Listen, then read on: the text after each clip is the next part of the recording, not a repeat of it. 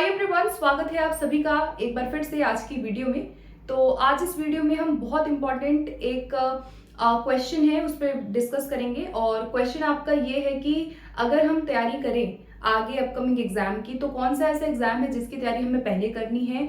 और आप में से जितने भी लोग हैं, बहुत सारे एस्पिरेंट्स हैं जो मेरे चैनल से भी जुड़े हुए हैं, जो वर्तमान में इस समय में एनवीएस और ईएमआरएस की तैयारी कर रहे हैं। कुछ स्टूडेंट्स ऐसे होंगे जो चाहते होंगे कि वो दिल्ली में DSSB की नौकरी वो पाएं और DSSB के अकॉर्डिंग तैयारी स्टार्ट करें। कुछ स्टूडेंट्स ऐसे होंगे जिनको सेंट्रल में केवीएस की नौकरी उनको ज़्यादा अच्छी लगती होगी और वो चाहते होंगे कि अपकमिंग केवीएस वैकेंसी आए तो हम तैयारी करें। और इसके साथ साथ एक क्वेश्चन और होता है आप लोगों का कि क्या इन सबका सिलेबस सेम है, क्या जो टॉपिक मैं करवा रही हूँ अपने चैनल पे क्या वो हर एग्जाम में आपको काम आएगा या नहीं आएगा। तो इस वीडियो में I will be talking about briefly to all these question जो आप लोग पूछते हैं। और इसके साथ साथ ना यहाँ पे हम सिलेबस की सिमिलैरिटी को भी डिस्कस करेंगे कि एग्जाम पैटर्न में क्या कुछ सिमिलैरिटी है या नहीं है, किसकी तैयारी पहले करनी चाहिए, किसकी नहीं करनी चाहिए। ठीक है, सो चलिए फिर करते हैं सभी चीज़ों पे एक करके बात।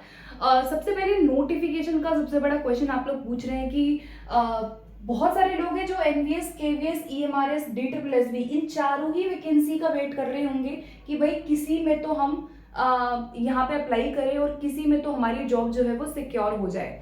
और यहाँ पर एक चीज आपको मैं बताना चाहूंगी कि ये जितनी भी आप एग्जाम्स देख रहे हैं इसमें सबसे ज्यादा जो वेट हो रहा है वो एनवीएस की वैकेंसीज का इस समय पे हो रहा है। इसके साथ साथ ईएमआरएस की वैकेंसीज की जो संभावना है वो पूरी पूरी है आने की। तो लास्ट एग्जाम की अगर हम बात करें तो ईएमआरएस आपका 2023 में लास्ट हुआ और बहुत ज़्यादा संख्या में इसमें लोगों ने अप्लाई किया। TGT, PGT, hostel warden, teaching non teaching दोनों ही पदों पे जो टोटल यहाँ पे पद थे वो 38,000 थे। लेकिन इन 38,000 पदों पे जो नियुक्ति है वो पूरी पूरी नहीं हुई है। अभी भी भर्ती प्रक्रिया के बावजूद कुछ जो पद है वो अभी रिमेनिंग है। 2 साल का टाइम दिया गया था कि ईएमआरएस 2 साल के अंदर अंदर इन सभी पदों पे नियुक्ति सुनिश्चित करेगा। तो यहाँ पर टीजीटी, पीजीटी की वैकेंसी 2023 में आ चुकी, काफी लोगों ने एग्जाम दिया, काफी लोगों का क्लियर भी हुआ। और यहाँ पे कुछ जो सीटें हैं वो अभी भी यहाँ पे पद वेकेंट है। तो इसीलिए चांसेस बहुत ज्यादा है कि आपको ईएमआरएस की जो वैकेंसीज हैं वो सितंबर के बाद देखने को मिल सकती है। कंफर्मेशन नहीं है, लेकिन हाँ हम मान के चल रहे हैं और अभी से ही आपको इसकी तैयारी करनी पड़ेगी। अगर आप चाहते हो कि जब भी ये वैकेंसीज आए और आप वहाँ पे अच्छा स्कोर करें या आप वहाँ पे कट ऑफ में अच्छा आप स्कोर ला सके, तो अभी से आपको तैयारी करनी पड़ेगी। तो आगे बात करेंगे कि क्या क्या सब्जेक्ट्स हैं जो सिमिलर है जो आप तैयारी कर सकते हो। अच्छा, आगे बढ़ते। एनवीएस का वेट बहुत ज्यादा है।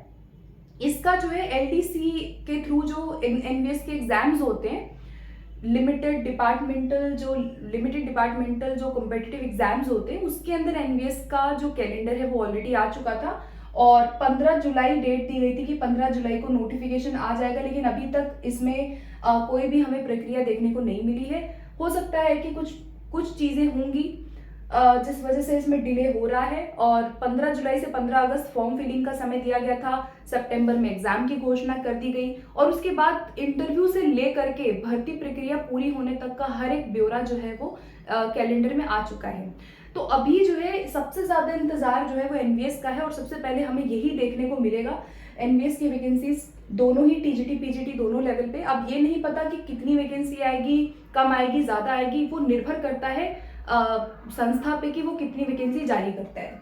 उसके बाद DSSB 2022 में आया था और पीआरटी का सबसे ज्यादा वेट यहाँ पे लोग कर रहे हैं। तो अभी आपको पता है कि जितने भी लोग बीएड वाले हैं वो पीआरटी में अप्लाई नहीं कर पाएंगे। पीआरटी में केवल डीएलएड, डिप्लोमा जिन्होंने किया है, जेबीटी किया है, वो लोग अप्लाई कर सकते हैं। इसके साथ साथ टीजीटी, पीजीटी भर्तियों का वेट बहुत ज्यादा है। लेकिन DSSB के आने की संभावना अभी तो बहुत कम हमें दिखाई देती है और हो सकता है कि DSSB जो है वो दिवाली के टाइम तक आपको अक्टूबर मिड या नवंबर तक DSSB आपको देखने को मिल सकता है। और केवीएस में वेकेंट सीट्स की बात की जा रही है। पीआरटी के अंदर काफी अधिक पद खाली है। इसके अलावा टीजीटी, पीजीटी में भी केवीएस में पद खाली हैं। लास्ट ईयर जो केवीएस आया उसमें अभी तक की सबसे बड़ी वो भर्ती थी जहां पे बहुत ज्यादा मात्रा में वैकेंसीज आई और इस बार भी उसके बावजूद बहुत सारी सीट्स हैं जो यहाँ पे वेकेंट है और केवीएस भी आपको इस साल के अंत तक देखने को मिल जाएगा। तो यहाँ पर वैकेंसी जो है इनको जब भी आना होता है कोई अचानक से आपको देखने को मिल जाएंगी। तो तैयारी अभी से आपको करनी होगी, चाहे वैकेंसी कोई सी भी आए, कभी भी आए, आपको क्या करना है, इसमें से एक सीट सिक्योर करनी है। सो यहाँ पर एलिजिबिलिटी की मैं बात कर लेती हूँ फटाफट से। जो इच्छुक है, जो अभी से जो लोग तैयारी करना चाहते हैं, उनको हेल्प हो जाएगी, उनको कहीं ना कहीं एक आइडिया मिल जाएगा कि हमें कहाँ से स्टार्ट करना है, कैसे स्टार्ट करना है। सो एलिजिबिलिटी में अगर आपका बीएड सीटेट का पेपर 2 और ग्रेजुएशन है 50% के साथ, तो आप इनमें से किसी भी भर्ती में अप्लाई कर सकते हो। और जो एलिजिबिलिटी होती है वो सेम ही है। थोड़ा सा सब्जेक्ट कॉम्बिनेशन आपको सब्जेक्ट कॉम्बिनेशन में आपको थोड़ा सा डिफरेंस देखने को मिलेगा, तो उसकी वीडियो मैं बाद में अपलोड कर दूंगी जब ये डिटेल एडवर्टीजमेंट वगैरह आएगा। अभी के लिए जो मिनिमम असेंशियल क्वालिफिकेशन है वो यही है। टीजीटी के लिए बीएड आपका कंप्लीट होना चाहिए, सीटेट का पेपर 2 आपका होना चाहिए और आपका ग्रेजुएशन में 50% होना चाहिए। ये जो 50% ये एग्रीगेट है, मतलब आपका स्पेसिफिक सब्जेक्ट और एग्रीगेट दोनों मिलाकर है। DSSB के अंदर इसमें थोड़ा सा बदलाव ये है कि DSSB में आपका 45% पे भी ग्रेजुएशन में एलिजिबल माना जाता है, और 45% उन लोगों के लिए जिन्होंने जो SC/ST कम्युनिटी से बिलोंग करते हैं। तो SC/ST सारे स्टूडेंट्स को यहाँ पे छूट दी जाती है 5% की। इसके अलावा अगर किसी ने टीजीटी में उस विषय में, जिस विषय से वो टीजीटी भरना चाहता है, अगर उसमें किसी ने मास्टर्स किया है ऑलरेडी, तो वहां पे भी उसको 5% का रिलैक्सेशन परसेंटेज में मिलता है। तो वैसे ओवरऑल आपका 50% होना चाहिए। पीजीटी के लिए आपका मास्टर्स पोस्ट ग्रेजुएशन आपका होना चाहिए विद 50% मार्क्स, अगर आप एनवीएस या ईएमआरएस में अप्लाई करना चाहते हो। DSSB में थोड़ी सी छूट यहाँ पे भी मिलती है 5% की, और आपका बीएड भी यहाँ पे बोला गया है, सीटेट की जरूरत यहाँ पे पीजीटी में नहीं है। सो ये आपका बेसिक एलिजिबिलिटी है। और ईएमआरएस के अंदर ना अगर कोई इंटीग्रेटेड ग्रेजुएशन करता है, जैसे इंटीग्रेटेड भी काफी सारे कोर्सेज होते हैं, हमारा ग्रेजुएशन इंटीग्रेटेड माध्यम से लोग करते हैं। तो इंटीग्रेटेड अगर किसी ने पोस्ट ग्रेजुएशन या ग्रेजुएशन किया है ईएमआरएस के लिए वो अप्लाई, तो वो लोग भी कर सकते हैं। अदरवाइज ये आपका मिनिमम है।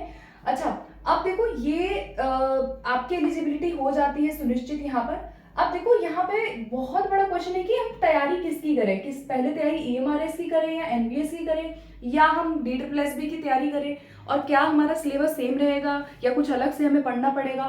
तो देखो यहाँ पर अगर मैं एग्जाम के सिलेबस और पैटर्न की जस्ट ब्रीफली बात करूँ ना, तो सबसे पहला पॉइंट क्या आपको दिख रहा है यहाँ पे कि एनवीएस और ईएमआरएस इज इक्वल टू, मतलब मैंने यहाँ लिखा है कि जो एनवीएस है और ईएमआरएस है syllabus as it is same है। ठीक है, हो सकता है थोड़ा सा पैटर्न में आगे पीछे आपको फर्क नजर आ जाएगा, लेकिन सिलेबस आपका सेम है, पैटर्न आपका टोटल सेम है। मतलब अगर आप एनवीएस की तैयारी कर रहे हो, एनवीएस के सब्जेक्ट जैसे आप देख लो, हिंदी आता है एनवीएस में 10 नंबर का, इंग्लिश हो गया एनवीएस में 10 नंबर, तो सेम सिलेबस आपका ईएमआरएस में भी यही पूछा जाता है, लैंग्वेज वही है, सेम चीज है। मैंने एनवीएस की वीडियो इससे पहले बनाई है, मैं लिंक दे दूंगी अगर आप देखना चाहते हैं एनवीएस का पैटर्न अच्छे से, तो link I will give you in description box, so you can check out after this video. लेकिन यहाँ पर आप देख सकते हो इंग्लिश हिंदी दोनों का सेम होता है, सामान्य general English general Hindi, same तरह की हिंदी सेम तरह की इंग्लिश आती है, कुछ बदलाव नहीं है। रीजनिंग आपका 20 नंबर का आता है DSSB में, केवीएस में रीजनिंग सेम रीजनिंग 5 नंबर की पूछी जाएगी। और यहाँ पर एनवीएस के अंदर मैं रीजनिंग की बात करूं तो एनवीएस में टीजीटी में जो रीजनिंग है वो 10 अंक की आती है, और पीजीटी में जो रीजनिंग होती है वो 20 अंक की आती है।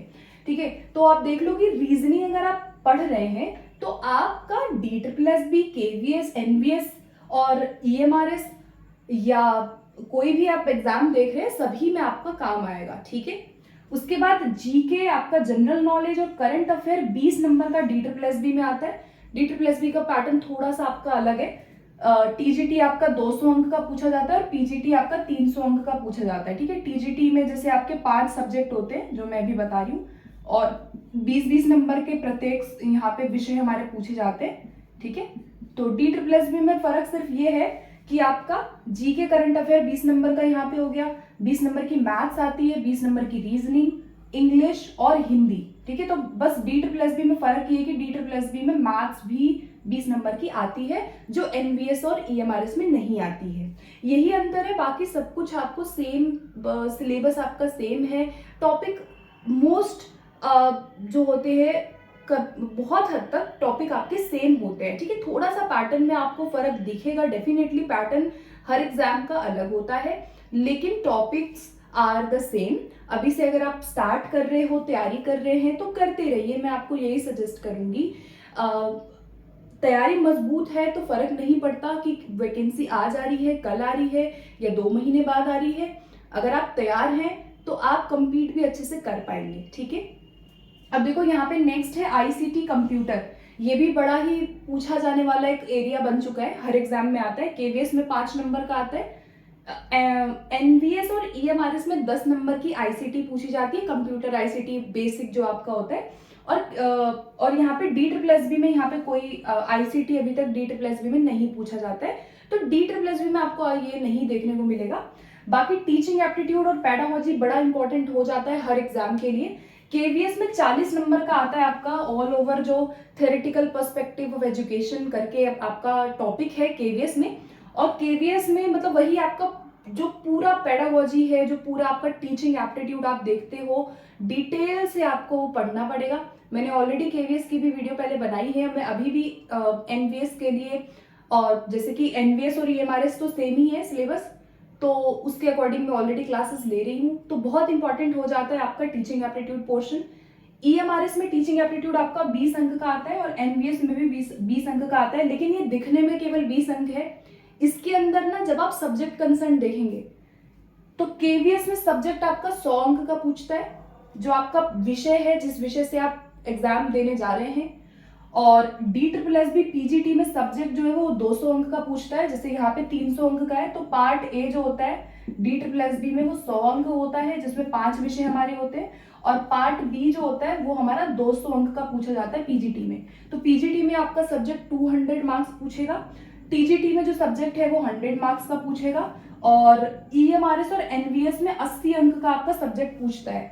अब ये 80 अंक जो है, इसके अंदर आपका एनईपी भी है, ठीक है। इसके अंदर आपका एनईपी हो गया, क्रिटिकल थिंकिंग, क्रिटिकल टीचिंग हो गया, यहाँ पे क्रिएटिव टीचिंग हो गया, या experiential learning, case study related जो क्वेश्चन है वो आपके यहाँ पे सब्जेक्ट कंसर्न 80 मार्क्स में आपका एनवीएस ईएमआरएस में आएगा, जिसमें से एनईपी सबसे इंपॉर्टेंट है यहाँ पे। तो आप देख रहे हो कि टीचिंग एप्टीट्यूड केवल यहाँ दिखने में 20 अंक है, लेकिन जब आप ये देखेंगे, एनईपी देखेंगे, आप केस स्टडी देखेंगे, या क्रिटिकल रिफ्लेक्टिव टीचिंग देखेंगे, तो ये भी आपका टीचिंग एप्टीट्यूड का ही पार्ट है, ये भी आपका पेडागोजी है, जो आपके विषय में आपकी पेडागोजी पूछी जाती है, ठीक है। सो इस वीडियो को बनाने का सिर्फ ये पर्पस था कि जो लोग वीडियो देखते हैं, काफी बार कमेंट करते हैं या काफी बार आफ्टर एनी सेशन पूछते हैं कि क्या ये DSSB के लिए पढ़ सकते हैं कि नहीं, क्या ये हम ईएमआरएस के लिए पढ़ सकते हैं कि नहीं। तो आई होप कि अब आपको थोड़ी सी क्लैरिटी तो हो गई होगी विषयों को लेके कि कितनी ज़्यादा सिमिलैरिटी है। कभी भी आप देखेंगे सामान्य हिंदी, सामान्य इंग्लिश होती है, वो सभी को पढ़नी पड़ती है। हर एग्जाम का एक आधार होता है कि वो सामान्य लेवल पे ही सारी चीज़ें पूछते हैं। अब अगर आप जनरल इंग्लिश कर रहे हैं तो जनरल इंग्लिश में आपका DSSB में भी वही आपके बेसिक ग्रामेटिकल क्वेश्चन पूछे जाएंगे, ईएमआरएस में भी आपके ग्रामर से क्वेश्चन आएंगे। तो आपको क्या करना है, अभी से अपनी तैयारी करनी है। आई होप कि इससे आपको थोड़ा सा मोटिवेशन मिला होगा, और बिना सोचे कि नोटिफिकेशन कब आएगा कब आएगा, अगर आप इसमें अपना वक्त ज़ाया करेंगे तो ये तैयारी आपकी नहीं हो पाएगी। एंड जब भी नोटिफिकेशन आना होगा officially, I will let you know. And जैसे बता दिया मैंने कि ये सारे एग्जाम जो है ये अपकमिंग है, लाइंड अप है, जो हमें देखने को मिलेंगे, ठीक है। सो आशा करती हूँ कि आज की वीडियो में क्लियर हो गया होगा सब कुछ। In case if you have any doubt left in your mind, so let me know in comment box. आप पूछ सकते हैं, आप मेरे चैनल से जुड़ सकते हैं। So thank you so much for watching this video, and मिलते हैं फिर अगली क्लास के साथ, अगली वीडियो के साथ।